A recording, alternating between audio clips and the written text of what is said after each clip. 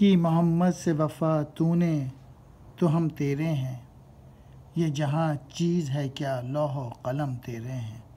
یہ قرآن کی ایک آیت ہے، اس کا ترجمہ ہے آج کے دن پورا دے چکے ہیں تم کو دین تمہارا، اور پوری کر دی تم پہ اپنی نعمت۔ آپ فرما دیں کہ اگر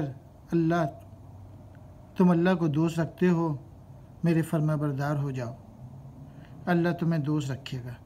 جب اللہ دوست رکھے گا تو لوح و قلم اور سب کچھ مل سکتا ہے۔ جواب شکوہ کا یہ شعر ہے: چشم اقوام یہ نظارہ ابد تک دیکھیں، رفعت شان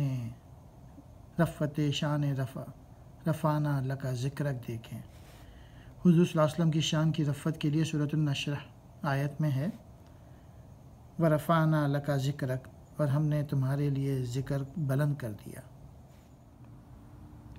ہے عیاں یورش تاتار کے افسانے سے، پاسباں مل گئے کعبے کو صنم خانے سے۔ اللہ پاک ہے جس سے چاہے دین کا کام لے۔ سورۃ البقرہ کی آیت کا ترجمہ ہے، آیت 239 کا ترجمہ ہے، اور اللہ ہدایت دیتا ہے جس کو چاہے اور سیدھی راہ کی طرف لے جائے، اور سیدھی راہ کی طرف۔ مسجدیں مرثیہ خواہ ہیں کہ نمازی نہ رہے۔ سورۃ العنکبوت کی آیت 45 میں ہے ان الصلاۃ تنہی عن الفحشاء والمنکر، بے شک نماز روکتی ہے بے حیائی اور بری بات سے۔ شام غم لیکن خبر دیتی ہے صبح عید کی، ظلمت شب میں نظر آئی کرن امید کی۔ لا تقنطوا من رحمت اللہ، تم اللہ کی رحمت سے مایوس نہ ہو۔ اہل دنیا یہاں جو آتے ہیں اپنے انگار ساتھ لاتے ہیں۔ سورۃ البقرہ کی آیت ہے والذین کفروا وکذبوا بآیاتنا اولئک اصحاب النار هم فیہا خالدون، اور جنہوں نے کفر کیا اور ہماری آیتوں کو جھٹلایا وہ ہیں نار دوزخ والے، اور وہ اسی میں ہمیشہ رہیں گے۔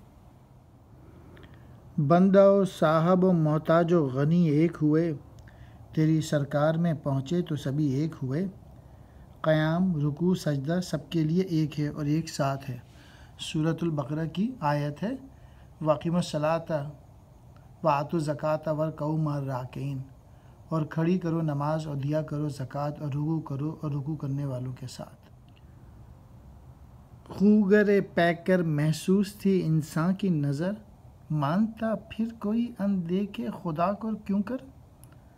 لیکن مسلمان اندیکھے خدا اور اس کے اندیکھی باتوں پر یقین رکھتا ہے۔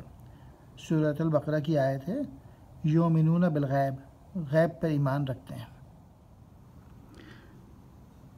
علامہ اقبال نے خودی کا جو کانسیپٹ ہے وہ سورہ مائدہ کی آیت سے لیا ہے۔ اس کا میں ترجمہ بتا رہا ہوں۔